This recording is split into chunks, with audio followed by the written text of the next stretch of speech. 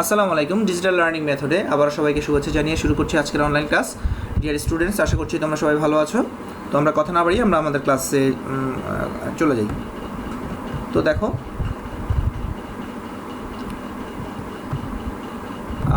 সবাইকে আজকের ক্লাসে স্বাগতম। পরের স্লাইডে চলে যাই। শিক্ষক পরিচিতি, তোমরা সবাই আমাকে চেনো। তারপর আমি আমার পরিচিতি আবার দিচ্ছি। আমি মোহাম্মদ ইকবাল হোসেন, সহকারী শিক্ষক আইসিটি, রাজবিলা উচ্চ বিদ্যালয়, বান্দরবান সদর। আজকের পাঠ পরিচিতি দেখো। আজকের শ্রেণী হচ্ছে অষ্টম, বিষয় তথ্য যোগাযোগ প্রযুক্তি, অধ্যায় দ্বিতীয়, পাঠ 11 এবং 12। আর একটু খেয়াল করো, আমরা এর আগের ক্লাসে পাঠ 9 এবং 10 থেকে আমরা ক্লাস করেছি। আজকে পাঠ 11 এবং 12, অধ্যায় 2। আমরা পরের স্লাইডে চলে যাই। আজকের পাঠের বিষয় দেখো, দ্বিতীয় অধ্যায়ের পাঠ 11 অর্থাৎ নেটওয়ার্কের ব্যবহার এবং পাঠ 12 নেটওয়ার্ক সংশ্লিষ্ট যন্ত্রপাতি থেকে একাধিকবার জেএসসি পরীক্ষায় আসা কিছু গুরুত্বপূর্ণ প্রশ্নোত্তর। তাহলে দেখো কী কী গুরুত্বপূর্ণ প্রশ্নোত্তরগুলো কি আমরা দেখবো। শিক্ষণফলটা আগে একটু দেখি। আজকের শিক্ষণফলটা একটু খেয়াল করো। এই পাঠ শেষে শিক্ষার্থীরা মানে তোমরা ক্লাউড কম্পিউটিং সম্পর্কে জানতে পারবে, হাব এবং সুইচের মধ্যে পার্থক্য করতে পারবে, ম্যাক অ্যাড্রেস সম্পর্কে জানতে পারবে, রাউটার এবং রাউটারের কাজ ব্যাখ্যা করতে পারবে। আচ্ছা, আমরা একটু চলে যাই ক্লাউড কম্পিউটিং সম্পর্কে আমরা যাবো। হ্যাঁ, দেখো ক্লাউড কম্পিউটিং কি। ক্লাউড কম্পিউটিংটা হচ্ছে, একটু খেয়াল করো, ইন্টারনেট বা ওয়েবে সংযুক্ত হয়ে বা ইন্টারনেট ব্যবহার করে বা কোনো ওয়েবসাইট ব্যবহার করে গ্লোবাল সুযোগ সুবিধা পাওয়ার যে সিস্টেম, যে পদ্ধতি, তাকে ক্লাউড কম্পিউটিং বলে। আর ক্লাউড বলতে এখানে দূরবর্তী কোনো সার্ভারকে বোঝায়, সার্ভার কম্পিউটারকে বোঝায়। আমরা সংজ্ঞাটা একটু দেখি। ইন্টারনেটে বা ওয়েবে সংযুক্ত হয়ে কিছু গ্লোবাল সুবিধা ভোগ করার যে পদ্ধতি, তাই হচ্ছে ক্লাউড কম্পিউটিং। এখানে ক্লাউড বলতে দূরবর্তী কোনো শক্তিশালী সার্ভার কম্পিউটারকে বোঝানো হয়। তাহলে দেখো, আমরা আমাদের ক্লাউড কম্পিউটিং সম্পর্কে কিছুটা হলেও ধারণা চলে এসছে। আমরা পরবর্তীতে চলে যাই। এই প্রশ্নটা কিন্তু এসেছিল জেএসসি পরীক্ষায়, অনেকবারই এসেছিল, তো তোমরা এটা নোট করে নাও। আমরা পরের প্রশ্নে চলে যাই। আমাদের পরের প্রশ্নটা দেখো, হাব এবং সুইচের মধ্যে পার্থক্য। তার আগে হাব এবং সুইচের মধ্যে পার্থক্য যাওয়ার আগে আমি তোমাদেরকে হাব এবং সুইচের চেহারাটা একটু দেখাই।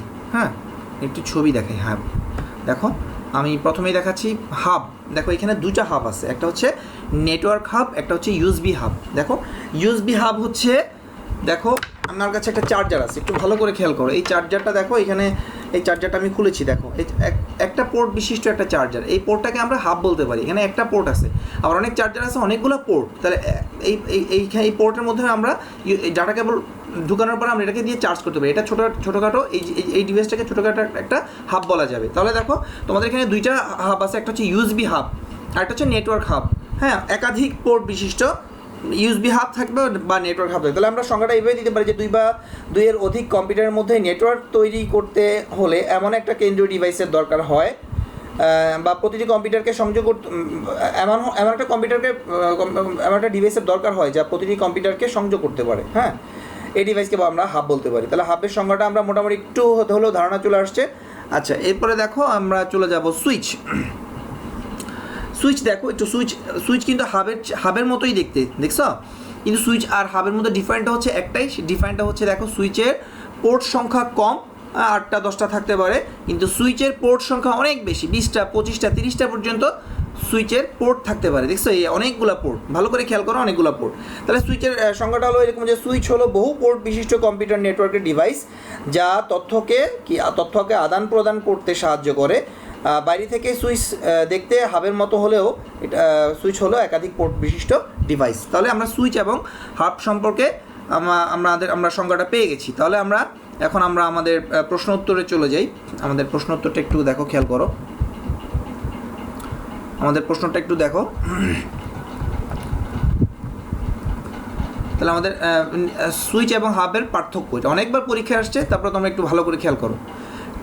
দেখো, হাব এবং সুইচ পার্থক্যটা দেওয়া আছে। 1 নম্বর দেখো, হাব নেটওয়ার্কের কম্পিউটারগুলোকে যুক্ত করার জন্য হাব ব্যবহৃত হয়। সুইচ নেটওয়ার্কের সকল কম্পিউটারকে যুক্ত করতে সুইচ ব্যবহৃত হয়।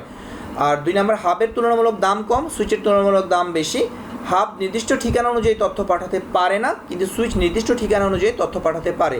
হাবের কাজের গতি কম, সুইচের গতি হাবের চেয়ে বেশি। হাব কম সংখ্যক কম্পিউটারকে যুক্ত করতে পারে, সুইচ হাবের তুলনায় বেশি সংখ্যক কম্পিউটার যুক্ত করতে পারে। হাবের কনফিগারেশন সহজ, সুইচের কনফিগারেশন একটু জটিল। তাহলে আমরা হাব এবং সুইচের মধ্যে পার্থক্যটা জানতে পারলাম। আমরা পরের প্রশ্নে চলে যাই, ম্যাক অ্যাড্রেস বলতে কী বোঝায়। এখন দেখো, ম্যাক হচ্ছে মিডিয়া অ্যাক্সেস কন্ট্রোলার। হ্যাঁ, ম্যাকের পূর্ণরূপ হচ্ছে মিডিয়া অ্যাক্সেস কন্ট্রোলার। আর এই ম্যাকটা একটু ভালো করে খেয়াল করো। আমরা সুইচ সম্পর্কে জানছি এর আগে। সুইচ যে সিস্টেমে, যে পদ্ধতিতে দুইটা এক বা একাধিক নেটওয়ার্কের মধ্যে কোনো তথ্য এক ঠিকানা থেকে আরেক ঠিকানায় পৌঁছানোর যে পদ্ধতি বা যে সিস্টেম, সুইচের মাধ্যমে নেটওয়ার্কের সাহায্যে একটা কম্পিউটার থেকে আরেকটা কম্পিউটারে তথ্য আদান প্রদান করার জন্য এক ঠিকানা থেকে আরেক ঠিকানায় পাঠানোর যে পদ্ধতি, সুইচের মাধ্যমে এক ঠিকানা থেকে আরেক ঠিকানায় তথ্য আদান প্রদান করার যে পদ্ধতি বা যে সিস্টেম, সেই সিস্টেমকে আইসিটির ভাষায় ম্যাক অ্যাড্রেস বলা হয়। আমরা এটার সংজ্ঞাটা একটু দেখি। ম্যাককে মিডিয়া অ্যাক্সেস কন্ট্রোল বলা হয়, অর্থাৎ কম্পিউটার নেটওয়ার্ক কোনো একটা কম্পিউটার থেকে অন্য কোনো কম্পিউটারের ঠিকানায় উপাত্ত বা ডেটা পাঠাতে চাইলে সুইচ এক ঠিকানার তথ্য অন্য ঠিকানায় পৌঁছে দেয়। এই বরাদ্দকৃত ঠিকানাকে তথ্য যোগাযোগ প্রযুক্তির ভাষায় ম্যাক অ্যাড্রেস বলা হয়। এরপরে চলে যাই আমরা পরের প্রশ্নে, রাউটার কাকে বলে। দেখো, খুবই গুরুত্বপূর্ণ। আমি যা যা এখানে দেখাচ্ছি সবই কিন্তু পরীক্ষায় তোমাদের অনেকবার আসছে এগুলো, এবং এগুলো খুবই গুরুত্বপূর্ণ প্রশ্ন। রাউটার কি দেখো, রাউটার সম্পর্কে আমরা একটু জানি। রাউটার হচ্ছে, একটু ভালো করে খেয়াল করো, এক নেটওয়ার্ক থেকে আরেক নেটওয়ার্কে ডাটা পাঠানোর পদ্ধতিকে বলা হয় রাউটিং। ঠিক আছে, অর্থাৎ কম্পিউটার নেটওয়ার্কের মধ্যে এক কম্পিউটার থেকে আরেক কম্পিউটারে ডাটা পাঠানোর যে প্রসেস, যে সিস্টেম, যে পদ্ধতি, তাকে আমরা রাউটিং বলবো। আর এই পদ্ধতিটা করার জন্য যে ডিভাইস বা যন্ত্র ব্যবহার করা হয় তাকে আমরা রাউটার বলবো। ঠিক আছে, তাহলে রাউটার সংজ্ঞাটা কি আমরা একটু দেখি। এক নেটওয়ার্ক থেকে আরেক নেটওয়ার্কে ডাটা পাঠানোর পদ্ধতিকে বলা হয় রাউটিং, আর যে ডিভাইস রাউটিংয়ের কাজ করে তাকে রাউটার বলে। ঠিক আছে, তাহলে আমরা রাউটার সম্পর্কে জানতে পারলাম। এর পরের প্রশ্ন চলে যায়, রাউটার কীভাবে কাজ করে ব্যাখ্যা করো। তাহলে রাউটারের কাজটা দেখো। রাউটারের প্রধান কাজ ডাটা বা উপাত্তকে পথ নির্দেশনা দেওয়া। ধরা যাক দূরবর্তী অবস্থিত কেউ বন্ধুকে ইমেলের মাধ্যমে তার একটা ছবি পাঠাতে চায়।